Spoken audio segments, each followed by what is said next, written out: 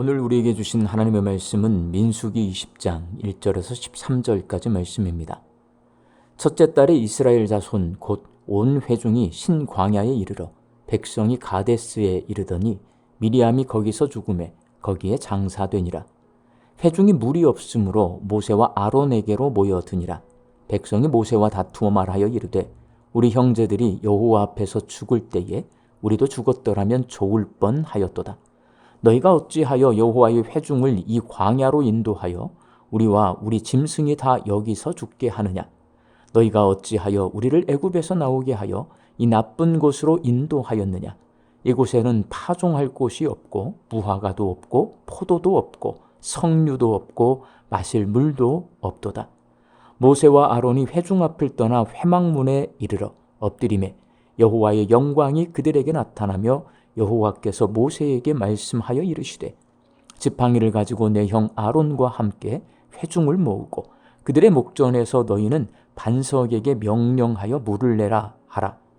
내가 그 반석이 물을 내게 하여 회중과 그들의 짐승에게 마시게 할지니라. 모세가 그 명령대로 여호와 앞에서 지팡이를 잡으니라. 모세와 아론이 회중을 그 반석 앞에 모으고 모세가 그들에게 이르되 반역한 너희여 들으라. 우리가 너희를 위하여 이 반석에서 물을 내랴 하고 모세가 그의 손을 들어 그의 지팡이로 반석을 2번 치니 물이 많이 솟아 나오므로 회중과 그들의 짐승이 마시니라. 여호와께서 모세와 아론에게 이르시되 너희가 나를 믿지 아니하고 이스라엘 자손의 목전에서 내 거룩함을 나타내지 아니한 고로 너희는 이 회중을 내가 그들에게 준 땅으로 인도하여 드리지 못하리라 하시니라. 이스라엘 자손이 여호와와 다투었으므로 이를 무리바 무리라 하니라. 여호와께서 그들 중에서 그 거룩함을 나타내셨더라. 아멘. 오늘 본문 말씀은 광야에서 모세의 누나인 미리암이 죽는 장면으로 시작합니다.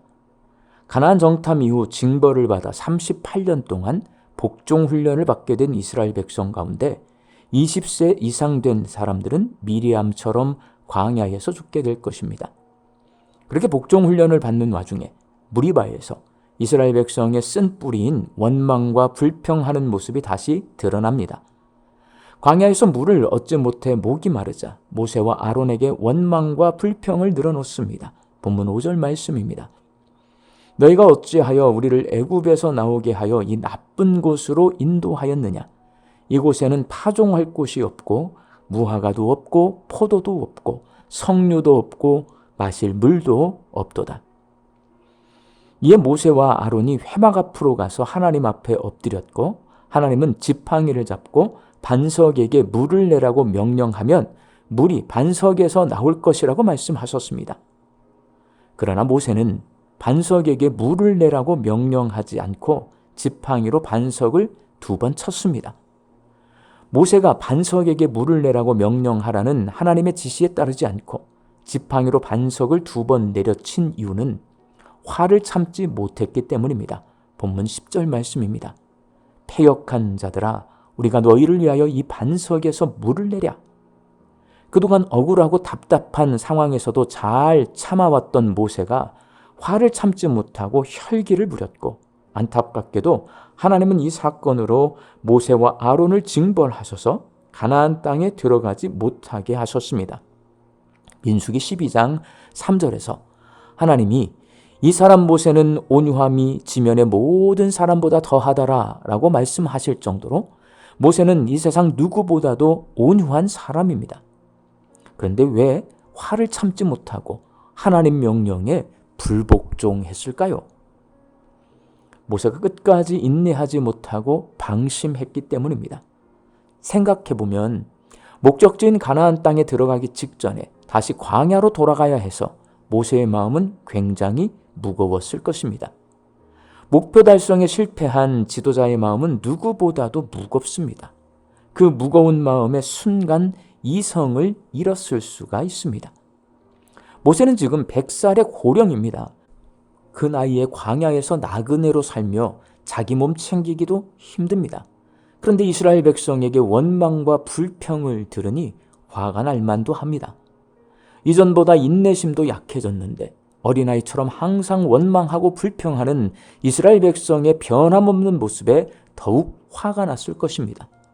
그래서 인내심이 한계에 도달했을 수도 있습니다. 어떤 이유에서든 모세는 분노를 참지 못하고 혈기를 부렸습니다. 그러나 이것은 어디까지나 모세의 입장입니다. 하나님의 입장은 이렇습니다. 지금 이스라엘 백성은 하나님께 복종 훈련을 받고 있습니다. 그런데 지도자인 모세가 하나님의 지시에 따라 행동하지 않고 자기 성질대로 행동하며 하나님 명령에 불복종했습니다. 하나님은 이를 좌시하지 않고 이렇게 말씀하십니다. 본문 12절 말씀입니다. 여호와께서 모세와 아론에게 이르시되 너희가 나를 믿지 아니하고 이스라엘 자손의 목전에서 내 거룩함을 나타내지 아니한 고로. 하나님은 모세가 혈기를 부린 것을 하나님을 믿지 않는 것으로 말씀하십니다. 하나님의 부르심을 받은 후 모세는 철저히 하나님을 신뢰하며 살았는데 한순간에 믿음 없는 사람이 되고 말았습니다. 그리고 모세가 지팡이로 반석을 치면서 우리가 너희를 위하여 이 반석에서 물을 내랴라고 말했는데 이는 하나님의 거룩함을 나타내지 않고 하나님 대신 자신이 주인 노릇하는 교만한 모습을 드러낸 것입니다. 늘 겸손히 하나님 앞에 엎드리며 하나님의 명령에 절대 복종했던 모세가 혈기를 참지 못하고 교만한 사람이 되고 말았습니다. 이러한 모세의 모습이 방심은 금물이라는 말을 생각나게 합니다. 사랑하는 광주 양림교회 성도 여러분, 우리도 억울하고 속상한 일을 당할 때가 있습니다. 그때 모세처럼 참다 터뜨린 말 한마디, 행동 하나가 관계를 무너뜨리고 공동체에 상처를 주기도 합니다.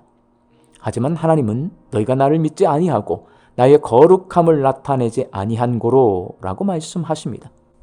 우리가 순간의 분노를 참지 못하면 우리의 오랜 순종이 가려질 수 있습니다. 그렇게 하나님은 끝까지 참고 하나님의 말씀에 온전히 순종하는 자를 통해 거룩함을 드러내시기를 원하십니다. 그러니 혈기를 잠재우고 침묵하고 인내할 수 있도록 힘써 기도해야 합니다. 억울한 일을 만나면 하나님의 명령을 붙들고 어떤 상황에서도 하나님을 신뢰하고 하나님의 거룩함을 드러낼 수 있도록 인내하는 훈련을 받아야 합니다.